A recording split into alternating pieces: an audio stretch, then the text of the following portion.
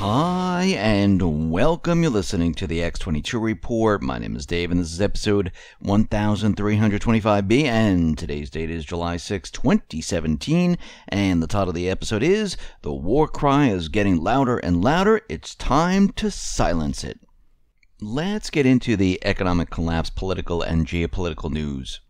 Now, Trump was out in Poland. He'll be attending the G20 meeting coming up this Friday, the 7th of July. And the reporters were asking him a question about, do you believe that Russia interfered in the 2016 presidential election? Come on, admit it. They did interfere. Why don't you just admit it?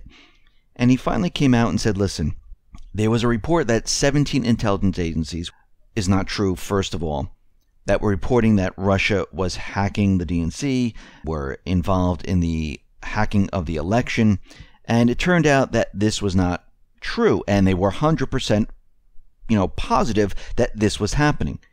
And he said, well, listen, there were many countries, many individuals that were hacking or trying to hack the elections.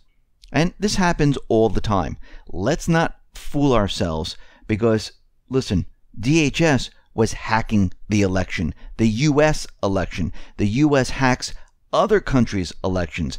But we need to really look at this and say, okay, do they actually have proof that Russia did anything to the election? No, they don't. Because it's very difficult to prove that this specific country hacked the election. Because countries, state actors, they know how to bounce it off many different servers and make it look like it's coming from someplace else. So just because you see a hack from England or a hack from China doesn't mean that's where it is coming from. And even if they plant malware or anything like that, they know how to hide their footprint. And he went on to say, and I thought this was very interesting, because it looks like he's trying to bring this stuff out into the open. And he said, listen, I remember when I was sitting back listening about Iraq, where they had weapons of mass destruction, and everyone was 100% sure that Iraq had weapons of mass destruction. Guess what? They didn't. And it led to one big mess. They were wrong. Again, they were wrong with the Russian hacking. Basically what he's doing is he's trying to wake people up, saying, let's think about this. Let's look at this. The intelligence agencies, these individuals in government tell us something. And they make it seem like it's fact. It's 100% true. And then later on, after we destroy a country, kill millions of people, they come out and they say, hey, what are you going to do? We were wrong. Because that wasn't their real mission. Their real mission was to have regime change in these countries. They needed an excuse to get into these countries. I mean, think back. They told us many different lies to get us into certain areas. Remember 9/11. They told us Al-Qaeda did it. And bin Laden was hiding in Afghanistan. That's where we need to go. Well, we need to go into Iraq because they might do the same thing. And they continually do this, and they tell us these things with the idea that they are correct and everyone else is wrong, when later on it turns out it is completely the opposite. Now, we know the deep state, they had their coup d'etat in Ukraine, and they had their coup d'etat in many of the countries where they had complete regime change. And we can see that Ukraine right now, it is a complete disaster. The IMF, well, they postponed the release of their next tranche to Ukraine, and I think they were just feeding Ukraine because they thought, okay, we're going to be getting back the southeastern area, we're going to be getting back Crimea, we're going to take over the country. But really what has happened is all the gold was pretty much stolen from the country. The country was put into debt. A lot of the country was sold off, and we can see this whole thing was a complete disaster for the people. The Ukraine's economy, it's collapsing right now. There's no money. There's nothing. There's no jobs. There's no safe housing. And the deep state went in there. They thought they were going to get something. When they didn't, they said, okay, hey, that's that. And we can see this is what's happening to many of the countries around the world. This is why we have this problem of refugees. Because the deep state, the central bankers, have gone into these countries and created disasters. Now, U.S. Secretary of State Rex Tillerson, he is out there and he's saying, yes, the United States right now is going to back the implementation of the Minsk agreement until better options are acceptable to both Russia and Ukraine. And right now, it looks like the U.S. is on board with the Minsk agreement and the Normandy format. And again, Ukraine, the United States, in the past, they've been stalling. They've been saying that the Minsk agreement's not going to work. They're saying that Russia violated the Minsk agreement, when it was really Ukraine and the United States that was violating everything that was in the Minsk agreement. Now, we'll have to see how this moves forward, because right now, Ukraine is a failed state. Now, out in Afghanistan, we understand that the Pentagon wants to send thousands upon thousands of troops, especially McCain. He wants, like 100,000 troops heading to Afghanistan. He wants control of Afghanistan. We have the poppy fields there. We have to protect them. And we can see that right now, Trump and Mattis, well, they're designing different strategies for Afghanistan. They're designing different military strategies for Syria. They're doing it for North Korea. And we can see right now, Trump has already said, listen, we are not putting more than 3,900 troops in Afghanistan. Now, 3,900 troops is really not going to make a difference. And the only reason I can see them putting in a small force into Afghanistan is to actually hunt down the Islamic State and the deep state operatives. Because you really don't need a much bigger force to do what that needs to be done there. And it looks like this is the strategy they're going to be going after. Because we see at this point, Russia's there, China's there, and we see that in Syria, Trump, Mattis, they're saying their objective is to go after the Islamic State. We know the deep state is still in Syria, and they're still trying to split apart Syria using their paid mercenaries. But I think at this point, Trump understands that these terrorist groups, well, they're really not terrorists. They're paid mercenaries being controlled by the deep state, by intelligence operatives. And I think he realizes the same thing in Afghanistan at this point, where those terrorists that are inside of Afghanistan, well, they're really part of the deep state. And the deep state has been using Afghanistan to create opium, sell it across the globe, and basically using those funds for covert operations around the world. Now, Moon Jae-in in South Korea, he is ready to meet with Kim Jong-un. He says, under the right conditions. He says, when the right conditions are fostered and when there's a chance to reverse the current tensions and situation of confrontation on the Korean Peninsula, I am ready to meet with the North Korean leader Kim Jong-un at any time and any place. So Moon Jae-in from South Korea, the president of South Korea, is still willing to meet with the leader of North Korea, which is a very good sign. Now, the U.S. put forward a UN statement calling for North Korean sanctions and other things. Now, the corporate media is out there saying that Russia has blocked this. Well, Russia really didn't block it. This is a draft, and they want to negotiate certain things inside of this UN statement. And they're saying sanctions are not going to work, first of all. So we need to discuss that. Secondly, Nikki Haley is out there saying that, yes, North Korea fired a ballistic missile and it has intercontinental range and we need to do something about North Korea. Now, Russia is looking at this saying, listen, we have not verified that the launch involved an intercontinental missile.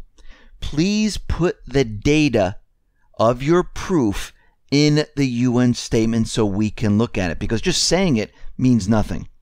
Now remember, Russia's monitoring, China is monitoring, the United States is monitoring. So all they have to do is take that data and put it in the UN statement. Now I think this is where it starts to fall apart, because most likely, I don't know if it's truly an intercontinental ballistic missile with that type of range. Yes, a lot of people are saying this, but we don't know for sure. Actually, Russia has not even verified this, but United States has. And Russia is right there, which is very interesting.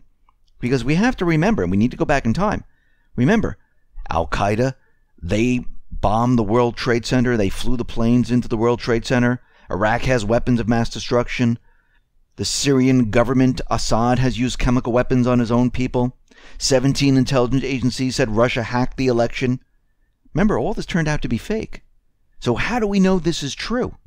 We don't. This is why Russia is saying, provide the data. Now remember, China, Russia, they have created this plan, and they would like this plan to be followed because they would like to basically discuss this in a diplomatic way. And they want both sides to talk to each other. Now, what's very interesting about this, Tulsi Gabbard came out, and she is the one that went to Syria and saw what was really happening and put forth that bill to stop arming the terrorists. And of course, nobody looked at it. So she was out there and she said, U.S. leaders need to understand that Kim Jong-un maintains a tight grip on North Korea's nuclear weapons as a deterrent against regime change. The Trump administration would be far more credible in finding a diplomatic solution with North Korea if we weren't currently waging a regime change war in Syria and contemplating a regime change war in Iran. The North Korean regime witnessed the regime change wars the U.S. led in Libya, Iraq, and now in Syria, and they fear they will become like Gaddafi, who after giving up his nuclear weapons program was deposed by the United States. As long as the U.S. is waging regime change wars, we are far less likely to reach a diplomatic solution in North Korea because they have no reason to believe our promises. In fact, we are far more likely to see nuclear proliferation by countries like North Korea, who see nuclear weapons as their only deterrent against regime change. And she's absolutely right. I mean, once again, she is the voice of reason there, telling the president, telling others, listen, look what's going on here. We've gone into many countries. Countries do not trust the United States. And if they don't want regime change in their country, they're going to create nuclear weapons. Again, who is the cause of all of this? The deep state who was running the country all this time. Now, the deep state is taking this one step further. If they can't get the war started with this nuclear missile, with these missile launches, their nuclear program, if they can't get that angle going, well, they resort to something else. Well, they're trying the humanitarian approach. Now, they did this in Syria, where they showed photographs of this hospital, and this is what Assad has been doing. They've been gassing, his own people, and look at the outcome. And again, this was just the outcome. There was no link of how this or who these people were, how they were gassed, who gassed them. They just said this is Assad, which doesn't stand up to anything because you need the proof, you need the link. Just showing the effects of what happened is not the proof. So now what they're saying is that Russia and North Korea, they're operating labor camps on Russian soil, where thousands of North Korean workers are forced to do work there. Now, of course, Russia's out there saying this is absolutely ridiculous. These allegations of so-called forced labor of North Korean citizens in so-called North Korean labor camps on Russian soil is, again, fake news. Please show the proof. This is coming from Zakharova saying, you've made this story up. Please show us the proof that you have. And of course, this is where the propaganda once again falls apart. Now, they're trying everything they possibly can. You can hear the war cries. They're getting louder and louder. They want war, and they're going to try to get it any way they possibly can. Now, Trump was out there, and he said, listen, I have some pretty severe things we're thinking about. Now, he said this in a news conference, and of course, the corporate media is running wild with this, saying, he's ready for war. He's ready for military action. He says he has severe things. He's going to use them. And of course, he said, I don't draw red lines. And he also says it doesn't mean we're going to do them either. But the corporate media is out there saying we're ready to go. Now remember, Trump is a master with words. Remember when Trump was out there saying, I hope there are no tapes of our conversation. And this was about Comey because he wanted Comey to tell the truth when he testified. Now he said hope. He never said he had him. Well, let's look at severe. Severe. He has severe things. Strict in judgment, discipline, rigorous in restraint, punishment.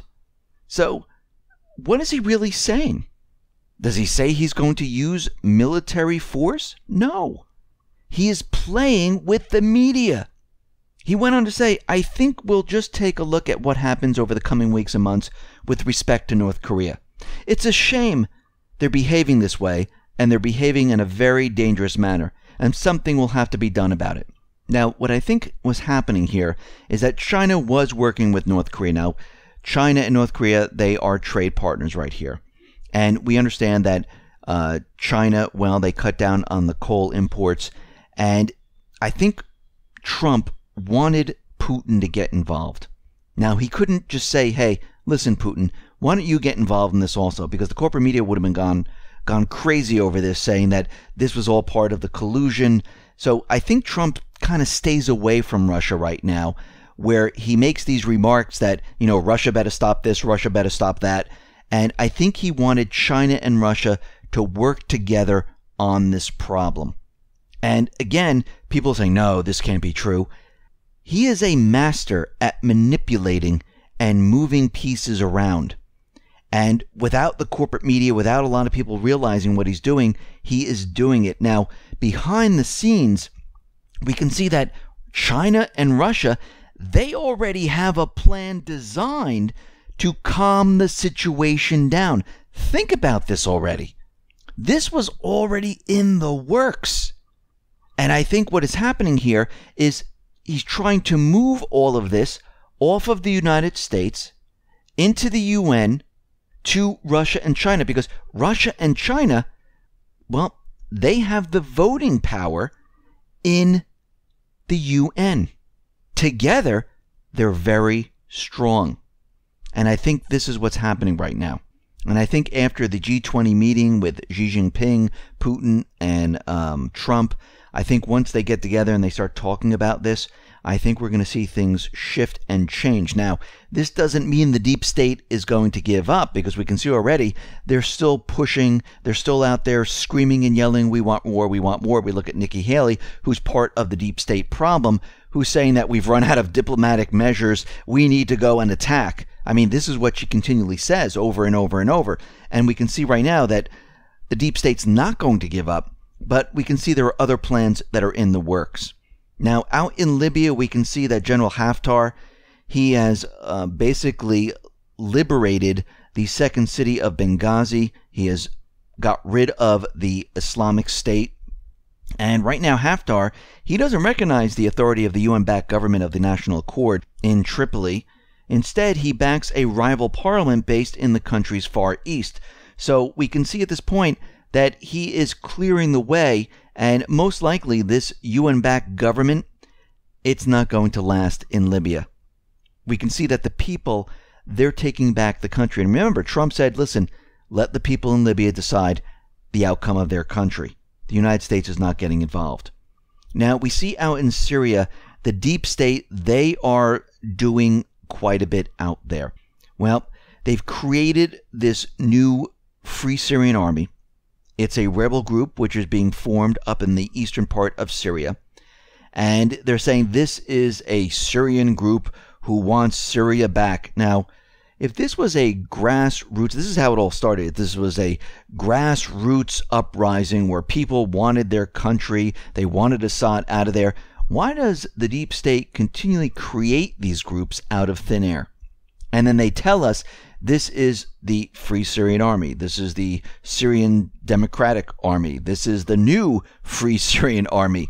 I mean, if they're continually creating these grassroots groups, they really aren't grassroots groups. These are a creation of the deep state. And the creation of the deep state is pushing the agenda for the deep state. So we can see right now that they're just out in the open trying to create more and more of these groups to make everyone believe that the people of Syria, they want something completely different, which is not true, because all of these groups have been created by the deep state. Now we can see that there are graduates of the Syrian Democratic Forces, about 250 recruits. They were trained by the U.S. Once again, we can see how this is happening. So they have the Syrian Democratic Forces, they have the Free Syrian Army, they have the new Free Syrian Army, and they have a completely different name for this Free Syrian Army called Fursan al-Sharqiyya, and they just continually rename the groups. They create these groups because they're not on the terrorist list. This is why we see this happening. We also see a huge delivery of weapons that are being brought into Raqqa. And we see at this point that what is happening here is that the deep state, they're trying to make their move to take part of Syria. And they're trying to use these groups to do it. Now, China says they're going to be training the Syrian armed forces, and they're going to be doing it on Chinese soil. Now, China backs Assad. Russia backs Assad. And we can see that China and Russia, they're not going to let the United States, the deep state, remove Assad or split up Syria at this point. It doesn't look like it's going to happen, because what we're seeing right now is that Putin, he is seeking parliamentary approval to deploy warplanes in Syria. Now, Tillerson was out there saying that the U.S. is now open to working with Russia to establish a no-fly zone. Now, Lavrov heard the message and replied, "What do you mean? What do you want to do here? We already have a no-fly zone. What are you talking about?" And Tillerson hasn't responded as of yet.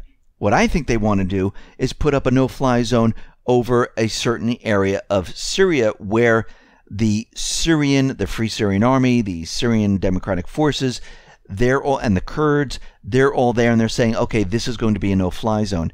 And I don't think Syria is going to go along with this, because we can see they're continually moving eastward. They're already in central Syria. They're moving forward. And I think at this point they're saying, okay, you know what?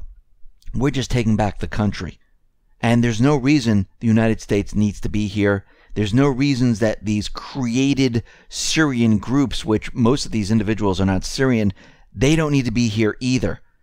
And we'll have to see how this plays out. But we can see right now that the U.S. is open to working with Russia. Think about the wording.